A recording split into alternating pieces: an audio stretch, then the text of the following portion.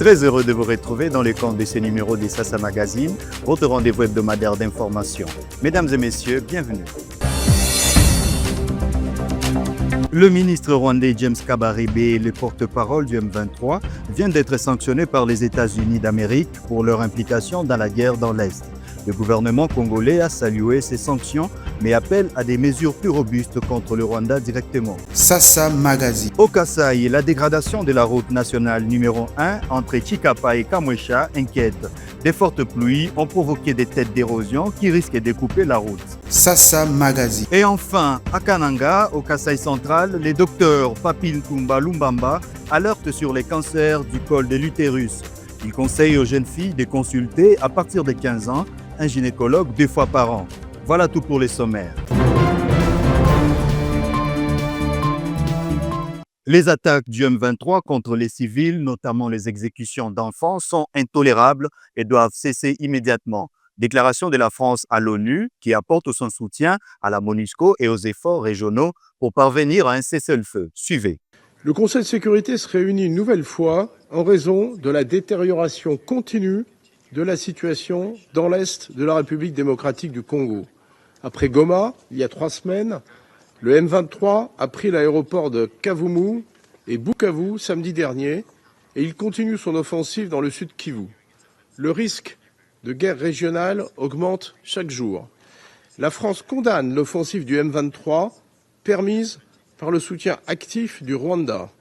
Les combats en cours aggravent une situation humanitaire dramatique marquée par le déplacement forcé d'1 million de personnes. Ces combats s'accompagnent d'attaques contre les populations, en particulier de violences sexuelles et de violences contre les enfants. Les Nations Unies ont recensé 2900 morts lors de la première semaine de l'offensive. Le Haut-Commissariat aux droits de l'homme a confirmé hier des cas d'exécution sommaire d'enfants par le M23 à Bukavu. Celui-ci doit donc cesser immédiatement son offensive et se retirer des territoires dont il a pris le contrôle. Le soutien aux groupes armés par toutes les parties doit cesser. Les forces rwandaises de défense doivent se retirer sans délai du territoire de la République démocratique du Congo. La France condamne aussi les attaques du M23 contre la MONUSCO, les entraves à l'exercice de son mandat et les actions déstabilisatrices menées à son encontre. La liberté de mouvement et d'action de la MONUSCO doit être garantie. Les attaques contre les casques bleus, ainsi que des civils et des personnels humanitaires, sont susceptibles de constituer des crimes de guerre. La France réaffirme son plein soutien à la MONUSCO. Il n'y a pas d'issue militaire au conflit. La priorité va à un cessez-le-feu qui soit respecté et à la reprise du dialogue. La France salue la mobilisation régionale lors du dernier sommet du Conseil de paix et de sécurité de l'Union africaine, ainsi que du sommet conjoint de la communauté d'Afrique de l'Est et de la communauté de développement d'Afrique australe. Elle soutient ces efforts et souligne le rôle clé des processus régionaux de médiation. Les acquis du processus de Luanda demeurent essentiels pour avancer vers un règlement qui passe par le retrait des troupes rwandaises du territoire congolais et le démantèlement des forces démocratiques de libération du Rwanda. La France appelle l'ensemble des groupes armés, dont le M23, à déposer les armes et à reprendre le dialogue. Le gouvernement dit accueillir favorablement les sanctions contre le ministre rwandais James Kabarebe et le porte-parole du M23. En outre, la RDC demande des sanctions plus robustes contre le Rwanda de la part de l'Union européenne, du Conseil de sécurité de l'ONU et d'autres de ses partenaires. Le gouvernement espère que ces mesures pousseront le Rwanda à retirer ses troupes et à cesser ses activités criminelles sur le sol congolais. Suivez.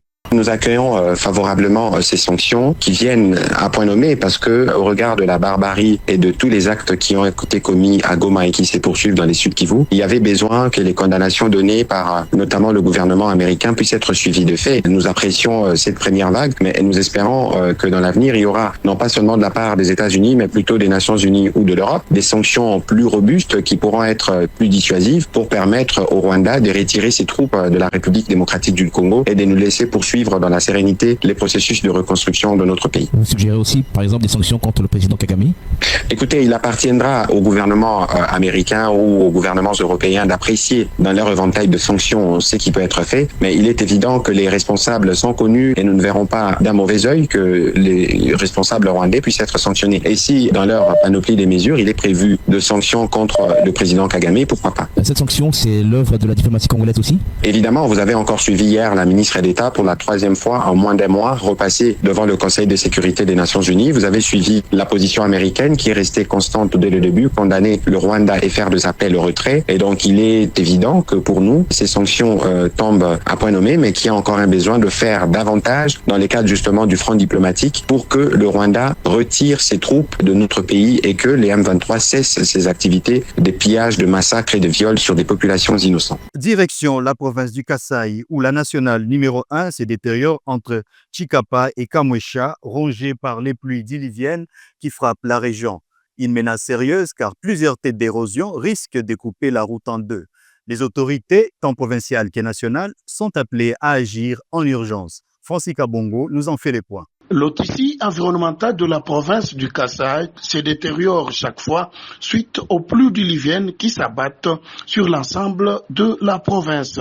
Les cas les plus proches sont ceux des grandes têtes d'érosion qui menacent de couper la route nationale numéro 1, tronçon Chikapa-Kamwesha, à la hauteur du village Ngala-Tchondo, dans le secteur de Chikapa, où une tête d'érosion menace de couper la route. Une autre menace est signalée au village Mukenge-Bidwaya, non loin de la cité de Kakumba, en partance de Kananga. Après plusieurs alertes lancées par l'autorité provinciale du Kasaï au gouvernement central afin d'intervenir en urgence pour sauver cette partie de la nationale numéro 1 bénéfique entre la ville de Chikapa dans le Kasaï et celle de Kananga dans le Kasaï central. L'acte salvateur salué par la population a été posé par le gouverneur Crispin Mukendi qui a lancé officiellement les travaux de sauvegarde de la nationale numéro 1 à Chikapa. Dossier santé dans votre magazine. Les facteurs des risques du cancer du col de l'utérus, ses signes et les conseils de prévention étaient au cœur d'un échange entre le docteur Papintumba Lumbamba, médecin en charge de la santé, de la reproduction, et nos reporters. Pour ce médecin, chaque fille âgée d'au moins 15 ans devrait consulter un gynécologue 2 fois par an pour surveiller sa santé. Il a affirmé à Grastiala et Freddy Miliombwebwe depuis son bureau à Kananga. Le cancer du col utérin, c'est une tumeur maligne qui se développe à partir des cellules de la muqueuse du col utérin. Et c'est cette partie-ci que nous appelons le col de l'utérus. Donc, un cancer du col de l'utérus, c'est-à-dire que c'est une tumeur maligne qui se développe aux dépens de cette partie inférieure de l'utérus qu'on appelle le col. Car c'est cette partie-ci qui fait un abouchement au niveau du vagin de la femme. Le cancer du col utérin est causé par un virus que nous appelons le Human Papilloma virus. La femme peut se plaindre des saignements anormaux au contact. Donc ça veut dire que lors des rapports sexuels, après avoir eu des rapports sexuels, elle peut se rendre compte qu'elle peut avoir des saignements anormal à ces niveaux. Mais aussi elle-même, en prenant la douche, elle peut sentir une prolifération anormale à ces niveaux. Là, je voudrais directement prendre les types de lésions que nous avons au niveau du col et la femme elle-même peut sentir par le palper. Donc, je peux avoir ces sortes de lésions-là. Quand vous regardez le col utérin, la femme peut se plaindre des prurites, des infections à répétition. Et lors de l'examen gynécologique, le clinicien peut tomber sur ces genres de lésions. Ou carrément, la femme vous dit que je sens une sorte d'ectropion, comme s'il y a une prolifération anormale au niveau de mon col. Elle touche tout le reste du col. Elle sent que c'est ça, mais en touchant ici, elle sent qu'il y a cette excroissance-là.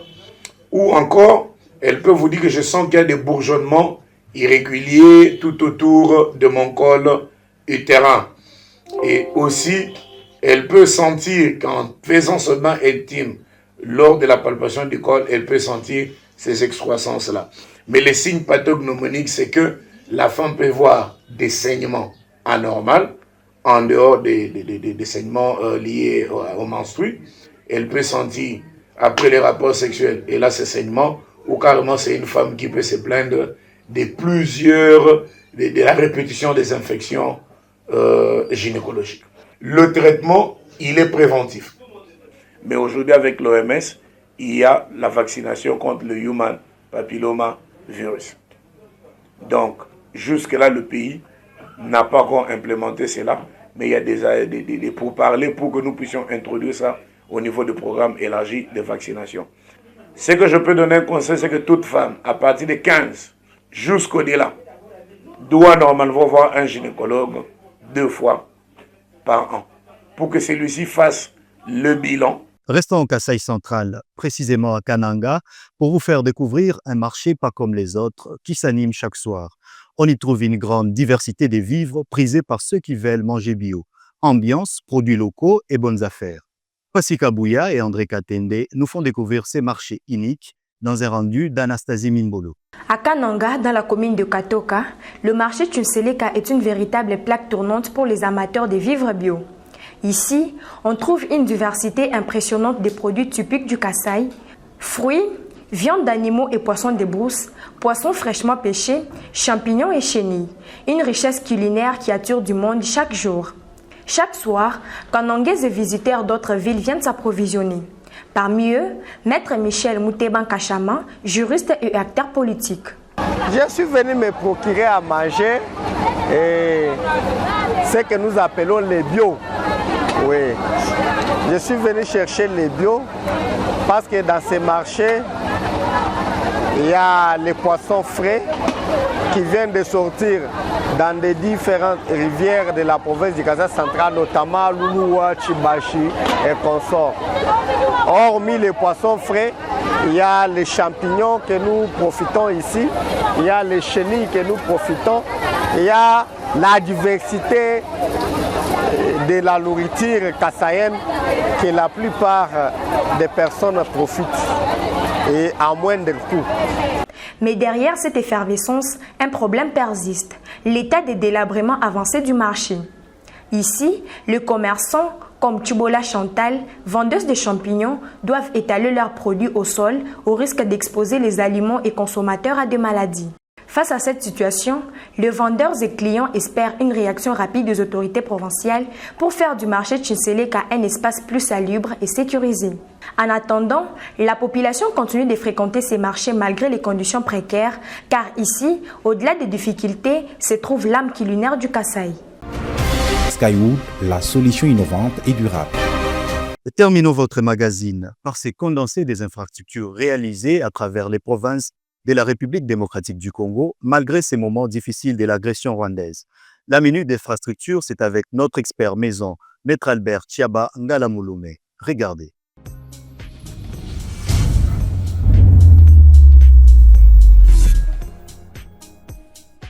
Malgré la guerre, mesdames et messieurs, beaucoup de choses se font dans les pays. Actuellement, beaucoup de routes sont en train d'être construites autour du marché central de Kinshasa, Zando comme on l'a dit. Alors, s'il y a une avancée sur la route Colonel Ebeya, Kassavubu, Bukassa, alors, mais au moins, dans d'autres avenues telles que Kabinda, Kabambar, en tout cas, Daniel Bumba doit faire un effort. Au Kasaï central, plus précisément à Kananga, la route Kananga-Kalamambouji, une route très attendue par les centres kassaïens. Les travaux évoluent très bien. La voirie urbaine de Kisangani est en train d'être modernisée. Plusieurs routes ont été asphaltées ce week-end, sans oublier les travaux de la nationale numéro 4. Beaucoup d'infrastructures sont en train d'être construites, mais en dehors du siège du nouveau gouvernorat qui a été construit sous Mouyej et Mambanda Mfimasuka. Et l'actuel gouverneur est en train de construire encore un autre gouvernorat.